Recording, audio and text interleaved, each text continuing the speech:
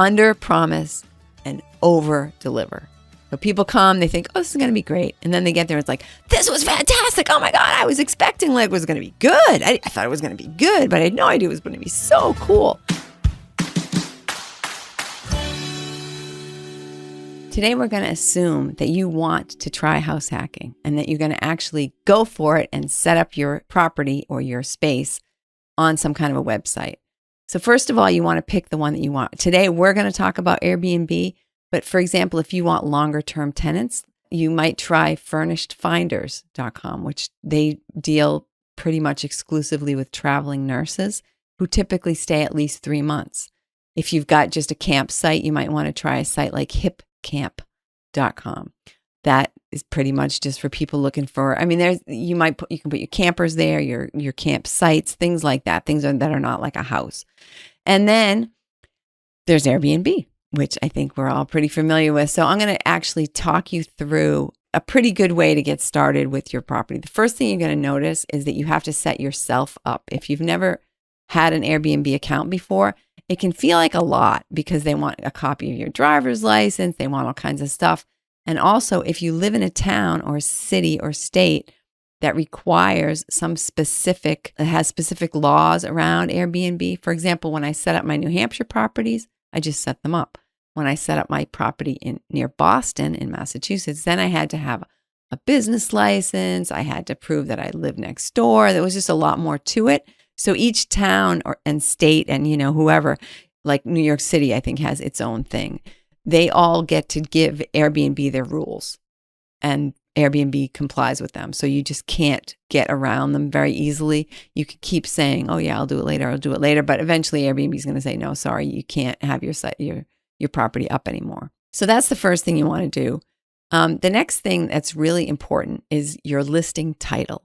And for this, I very much recommend that you focus on something that makes it different or better, or, don't just say something kind of romantic or whatever. Think about like the logistics of it, like close to town, or, just like something like that. That's just like, this place has this thing that's really cool. Not like, oh, we call this is the Moonlight Serenade Inn and it's blah, blah. People like, yeah, whatever, Of course, everyone's different, but the more you can put on there that's going to grab somebody's attention right away, that's what you want to do. Your listing description, the same thing. People want to know, is it close to stuff? How many people can we fit here? What's the logistics? Is there anything weird about it? Are you going to have all the stuff I need? Do you have all the cooking supplies? And, can we do all this stuff? So as much as you want to make it attractive, and of course, everybody's thinking, sales pitch, I want to give a really great sales pitch. You want to do that, but you also want to answer the questions that people are going to have. And to help you with this, look at other people's look at other people's listings in your area, especially ones that seem to always be booked. So if you just search for property in a certain area, you get a whole bunch of listings. But then if you say, I want to go this weekend or this month or next month, then all of a sudden you get a lot less. And it's the ones that are missing are the ones that you really want to emulate. So see what do they have for finishes? What are they offering? What are they talking about? What are they using to excite people? What kind of decorations do they have? Those are the things that are making them successful. So you might as well, they've done the work. They've done everything for you. You just look at them and you can kind of copy what it is that they're doing that's making them successful. So you're obviously not going to plagiarize them, but try to take some of the major components of their listing description, some of the major things when you're looking at their pictures. What are things that attract your attention? They might be the same things that are attracting the attention of the people that they're attracting. And also look at their pricing structure. In general, I highly recommend using smart pricing. Smart pricing does a lot of things. The way smart pricing works is there's an algorithm that says how many people are looking in this area for this date. So how many people are searching around for places on Airbnb this weekend or next weekend or, July 4th weekend or whenever it may be. And it uses that to decide how expensive your place should be. So you set a minimum price, say like, I won't take less than $100 a night for my place. And then you can also set a maximum. Like I set a maximum. I think if people paid more than $250 for my little cottage in the woods, that they're going to feel kind of cheated. So I won't rent it for more than that. You can decide about that. But then within those parameters, Airbnb will set the price for you based on, like I said, when people are looking. So smart pricing, like I said, highly recommended. You can set a custom link that you can then promote on Airbnb. Like if you've got some catchy name for your place, it'll just be airbnb.com/your catchy name. And then you can just promote it all over the place and have your friends and relatives and everybody else help you to promote it. Thinking about number of guests. Of course, there's the easy thing, just like say how many people could possibly sleep in your place, if they were willing to sleep on the couch. But that's potentially going to get you some party people, some big groups that might be a little harder on your place. So if it's your house and it's attached to your house and things like that, just think about that and decide what kind of a place you want to have. Do you want to have a party place? Do you want to just have a quiet weekend getaway? And that's also the way you want to talk about the space. There are easy things like lists of amenities. Just check off the stuff you have. Make sure you really have it, because it might be some obscure thing and you think, oh yeah, we sort of have that. Someone will come and inevitably they'll want to have that thing and it won't be there the way they expect it to be. It's really 100% best to underpromise and overdeliver. So people come, they think, oh, this is going to be great. And then they get there and it's like, this was fantastic. Oh my God, I was expecting like it was going to be good. I thought it was going to be good, but I had no idea it was going to be so cool. Take the time to build a little guidebook. They have this opportunity for guidebooks. And I promise the time that you spend putting this guidebook together, where's a good place to eat? What's close by? Where's the transportation? Where's the grocery store? The time you spend putting that together, you will save it 50 times over, answering the same question over and over again from your guests. Oh, where can I go grocery shopping? Can I walk to the T or to the public transportation? Blah, blah, blah. Put that all in your guidebook. And if they say, oh, that's all laid out in the guidebook. If they do happen to ask the question, say, did you see the guidebook? Here's a link, and just shoot them over there. I recommend that you, again, under promise your neighborhood. So if there's anything that could be, is there any noise? Are there dogs barking? Are there, sketchy characters out after hours? Are there bars nearby? Anything potentially negative, make sure that goes in there. In one of my places, that was a gun range about a mile away. And you could hear it sometimes. And so, I let people know that, because before I didn't think about it, whatever. I didn't really worry about it. And then someone said, gee, I have, we heard gunshots the whole time and it made people uncomfortable and stuff like that. I mean, think about it. You might have somebody with PTSD who's spending the whole time in having a bad time and a bad reaction because they keep hearing gunshots and they think they're back, in a war zone, So just try to be really sensitive to people, smells, sometimes there are just things you can't even imagine. Like, you always think that everybody's like you, okay? Everybody's not like you. You're like, it's not that loud, or I'm used to the traffic, or, whatever. Who cares what you're used to? Okay. If anybody in the world might find the traffic noise too much, if anybody in the world might not be able to sleep with a lot of light in the room. I actually stayed at a place where there were no curtains. No curtains. I'm really so sensitive to light. I was awake the whole flipping time. Don't have that. I'm like hanging towels over the windows to try to get it dark enough so I could sleep. So just really think about like the most anal, the weirdest, the most freaky person that you could ever stay there, and just make sure that person would still be comfortable in your house, and you'll be much happier. So make sure you fill out all the options. I know it's going to take a while. And I found like when I first set up a place, I feel like I've answered all the questions. And then I go back into it and there's like all these more questions. So I don't know why that is, but go back into the listing several times and make sure you've edited and looked at and checked out every single section. Very important. Make sure that people understand if anything at all is going to be shared. So if there's a shared bathroom, a shared entrance, a shared yard, a shared pool, some people might think, I know in Cassie's episode, she was saying that they had stayed at a place and they thought that they were going to have access to the pool because the owner said, we have a pool. But then the people who own the house, they were there the whole time playing, and they were just like, well, it's not really a pool I would go into, there's full of other people. So make sure people really get like anything that's shared, make that really clear. No matter whether they have access to your kitchen or not, or other rooms, try to make sure that they can stay in their room as much as possible, because some people prefer that. So give them a coffee maker, maybe a microwave, or, maybe not a hot plate. I don't know. People and municipalities are funny about something that could be a stove. But, make sure that they have a mini fridge, the ability to kind of, hang out in their room if that's what they want to do. Not everybody wants to interact. And let them know that that's going to be the case, that they'll be able to do that. Accessibility, put that into the notes. So if you have lots of stairs, if in fact it's actually very easily accessible to someone who maybe has mobility issues or is in a wheelchair or something like that. I don't know if I ever told you in another episode where we stayed at a place in Paris. It was a 6-story walk up. Okay. So you're really on the 7th floor because they count the first floor as 0. And then you walk up 6 floors from there. And my friend had just had knee surgery. So we never, ever came back to the room. We went out in the morning and we couldn't come back till the end of the day. It took us 15 minutes to get everybody up the stairs. I mean, the owner was really sweet. So we didn't pan him on the review. And that's my next big point. But he was really sweet. He came to help us with our bags and all this kind of stuff. And he ran up and down the stairs. He was this little bundle of energy. And it was probably no big deal for him. Like, lots of places in Paris don't have elevators. Yeah, okay, fine. But we specifically chose this place because it didn't say anything about stairs. And, we just assumed there wouldn't be any huge staircases, but there were. And that, as I was just saying, brings me to my next really important point. When you are an Airbnb host, the more people like you, even if they never get a chance to meet you, the more people feel connected to you, the more they think you're kind of cool and funky and fun, the better reviews you're going to get regardless of the situation. So something terrible happens.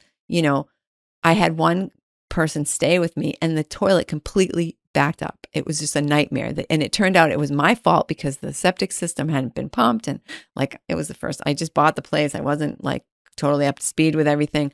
All my fault.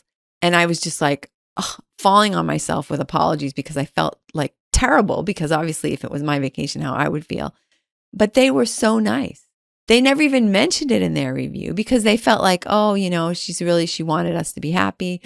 She dealt with the problem really quickly. She was so nice to us. She cared about our feelings. That's the kind of thing where you would think you get a 1 star, but in fact, they gave me a 5-star review. So it all comes down to how responsive they feel you are. I've actually given people a bad review because they were kind of snarky in their comments to me. We stayed at this place in Saratoga Springs where the host was so I think because they had a big house, they'd had parties there. And so here we are, a group of adults. Okay, we're coming. And I told them we're coming to visit one of these people's college children, children in college. So obviously we're adults. And he's just make sure you do this and make sure you don't do that and blah, blah, blah, blah, blah. And I'm just I'm not a 4-year-old. We know how to leave a house looking nice. And I'm sure, because that was the thing that bugged me when we got there, the place was not 100% clean. I was just you're giving me all these lectures about leaving the house clean. Well, why don't you, there's sponges and crap around. And I'm just what? So I give him a worse review than the house deserved because I just felt like he was kind of grumpy, So don't be that person. Make sure that when you're furnishing your place, don't make it all generic, have some cool pictures and some funky stuff. And I used to leave little notes in my beach house. We'd always find stuff on the beach in the mornings. I must have had 20 pairs of sunglasses and goggles and stones and shells and weird little toys and things that people had lost through the years. I left them in this big glass vase kind of thing. And I just made a note found on the beach. And people thought they would look through it. They would just, this is so cool. It's just some little goofy thing that gives the place a little personality. And that's really what you are going for. If your place has a little personality, people are going to be so much more forgiving of a mistake that you might make as a host. Guest safety. So again, I'm a person, you think, everybody who rents is going to be like me. No, I never get sick. Nothing bad ever happens to me. I'm not the kind of person who thinks about the worst possible scenario. So somebody comes and stays in my house. They go across the street to the beach. They step on a shell. They cut their foot. They come back to the house. The peroxide I had was from 5 years before. So they're look, there's no Band-Aids. The peroxide's way outdated. And I'm oh my God. So, little stuff, first aid kit. Check if you're leaving any kind of, aspirin or anything, check the dates on your peroxide and, if you leave food somewhere, make sure that everything is current and up to date. And Another thing that happened, people were leaving like condiments. People were leaving condiments. So, everybody goes out and buys ketchup. So they're all leaving their ketchup there. And so there were like 3-4 bottles of ketchup and mustard and crap. And I wasn't having the cleaners to take the time to go through them and throw them all out. And then people started saying, look, I came and there was no room for my stuff. Okay. So number one, if you're going to leave condiments, take a picture of the condiments so that people will know there's olive oil here. There's salt and pepper. You've got your ketchup and your mustard and your stuff for your hot dogs and whatever. Let them know that, because then they won't go buy it and you won't have this problem. And also make sure that you're throwing stuff out, that you're cleaning, that you're leaving room, and you're making sure that people, especially when you have a place that people might want to come and stay for a week or more, they're going to have lots of food and they need space to put that stuff. If there's a possibility of insects or mice or something like that, make sure you let people know, hey, please put your food in these plastic bins that I've provided because we don't want to attract any ants or whatever. Let people know. Not everybody knows what you know. Not everybody's like you. Not everybody's like smart and funny and witty. Things that get you not knocked off, things that get you demerits in Airbnb is canceling people. So if somebody books with you and you have to cancel them, that gives you a bad rating. It makes it so that you're not going to probably be able to get Superhost that month or that quarter. You're not going to be in a great position. So try to never have to cancel people. And the way you can do that is you can there's different options on Airbnb. So you say, I want to review every person. Or like I used to say, they have good reviews from other hosts. They can automatically book and reserve the space. But if you're not 100% sure that it's going to be available for whatever reason, just tell everybody you have to approve them. But if you're going to do that, approve them quickly. Okay? Approve them quickly so that you're not, making them wait, because that's another big thing. Communication. If you get back to people quickly, you're much more likely to get good reviews. And Airbnb is much more likely to give you higher ranking.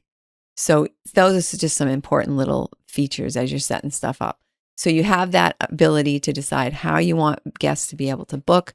You have the ability to say how far in the future you are going to allow them to book. But remember, this is a rolling scale. So if you say, I don't want anybody to be able to book more than 3 months because I'm going away on this date, well, that 3 months is going to keep rolling every single day. So make sure that you're up to date with blocking your dates, deciding how long in advance you can let people book. How long do you want to allow them to stay? Do you want somebody to come and stay for the whole winter?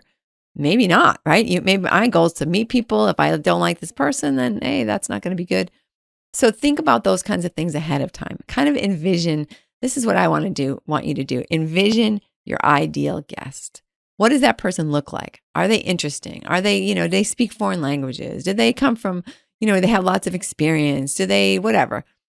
And use that criteria for deciding who you want to book your place. In the beginning, you might want to approve everybody, but just know that you're going to rank lower on Airbnb if you have that. And your cancellation policy can also factor into that. So you might have a flexible cancellation policy that you can let people cancel right up to the last minute. Or you might say, hey, 10 days after your book, that's it. You lose 50% or you lose 100% of your money. There again, more flexible bookings, more, elevated on the Airbnb site, because you figure in some of these places that people are looking, there might be 100 properties. If you're on page 7, you might as well not exist, right? You're only going to get booked when everybody else is booked. So especially in the beginning, take the incentives. Normally, Airbnb gives you the opportunity to rent your property at a discount to the first 3 people. Take that, do that. It helps you because you need to get bookings, you need to get rankings, you need people to review you. So definitely do that. And like I said, for the beginning at least, use smart pricing, use flexible cancellation policy. Do everything you can do to make it good for the guest and put as much information as you can, because that's where you're going to get better rankings on Airbnb and also better reviews from your guests. So I know this has been a little bit of a brain dump. Okay, a lot of a brain dump. So just to sort of summarize, do a guest book, save yourself some time, and use all the flexibility you can for your guests. And then as a final thing, use professional photos. If you're not a great photographer, if you don't have a wide angle lens, if you don't have lighting, just shell out the bucks and get a professional photographer to do some pictures for you, or even a friend. Like if you ask around, hey, does anybody take great pictures? I'm sure you can find a friend who can do a good job for you. But I see pictures on Airbnb, and you will too when you start doing your research, that the people are just, no one's ever going to go there unless it's the last place available, because the pictures are just make it look dark. And I mean, it might be that there's like great light. And so that window and the light from that window might make the whole rest of the place look dark. And you're just not aware of it, right? So you just have somebody in there that really knows what they're doing, get some really nice pictures in there, and you're going to do really well. I know you're just going to do great. If you have any questions, feel free to put them actually, I don't know if I can see them in the podcast notes, but if you scoot over to YouTube and leave notes there, I'm definitely going to communicate with you. I'm definitely going to answer your questions. So please feel free to do that. I want you to succeed. I want to help you in any way I can. And have a great week. We'll see you next week. I hope this was helpful.